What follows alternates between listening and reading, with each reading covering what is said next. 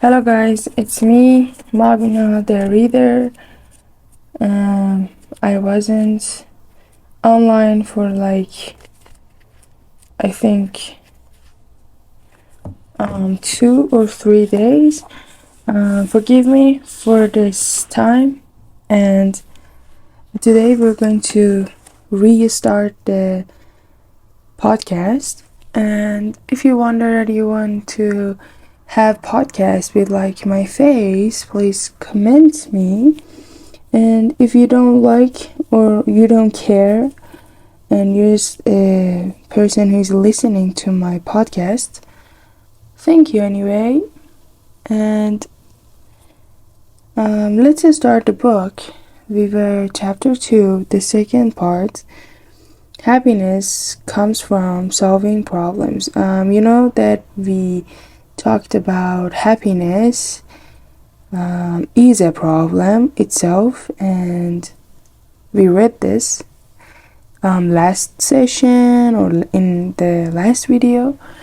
But today we're going to read the rest of the book, which is Happiness Comes from Solving Problems. I'm gonna start. Let's not waste the time. Thanks for listening and forgive me for my mistakes.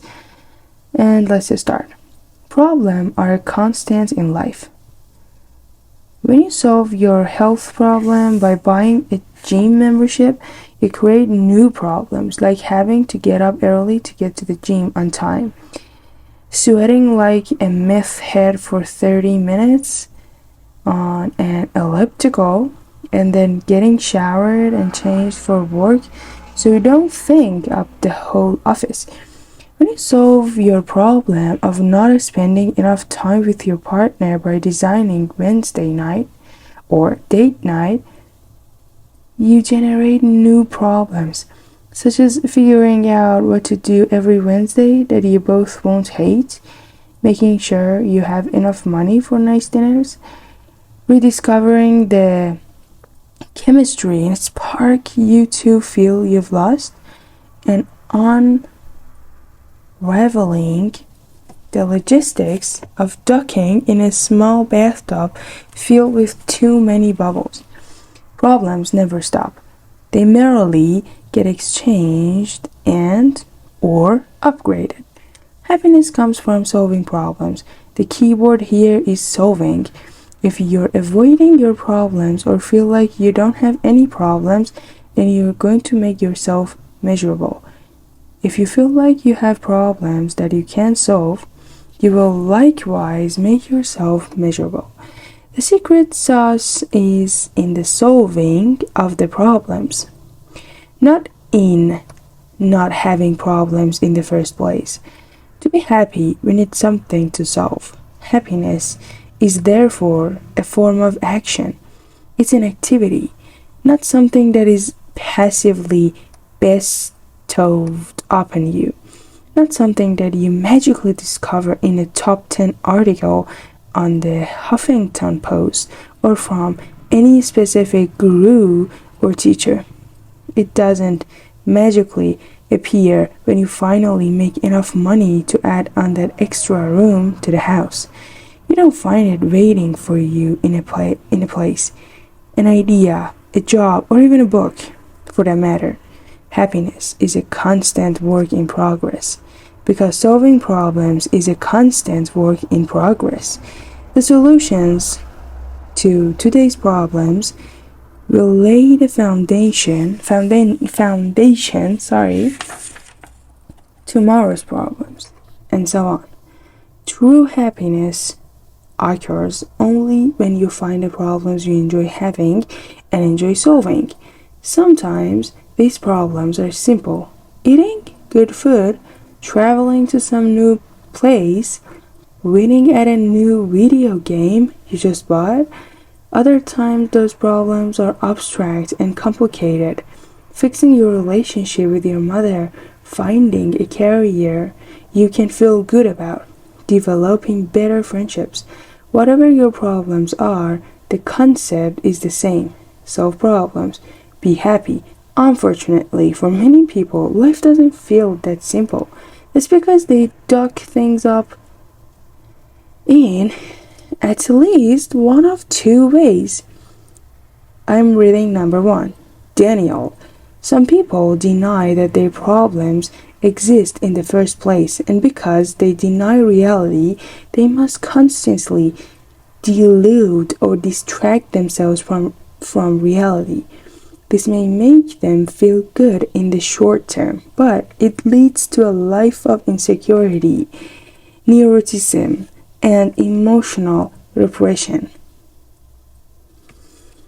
Number two, victim mentality. Some choose to believe that there is nothing they can do to solve their problems, even when they, in fact, could. Victims seek to blame others for their problems or blame outside circumstances.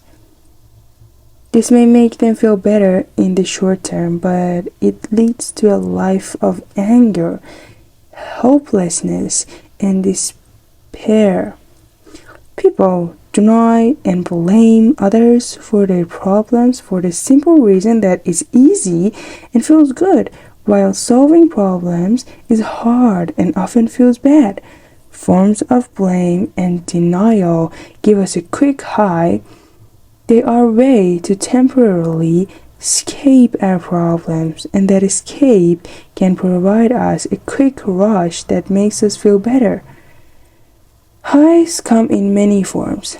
Whatever is a substance like alcohol, the moral righteousness that comes from blaming others, or the thrill of some new risky adventure. Highs are shallow and unproductive ways to go about one's life. Much of the self-help world is it's predicated on peddling highs to people rather than solving legitimate problems. Many self-help gurus teach you new forms of denial and pump you up with exercise that feel good in the short term, while ignoring the underlying issue, which is not a good thing, Remember, nobody who is actually happy has to stand in front of a mirror and tell himself that he's happy. Highs also generate addiction. The more you rely on them to feel better about your underlying problems, the more you will seek them out. In this sense, almost anything can become addictive, depending on the motivation behind using it. We all have our chosen methods to numb the pain of our problems, and in moderate doses there is nothing wrong with this.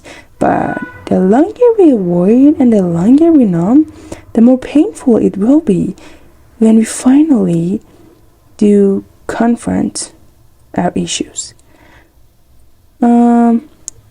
We finished this part. The next part is emotions are overrated. I don't want to make you tired, guys, so I would be happy if you follow me.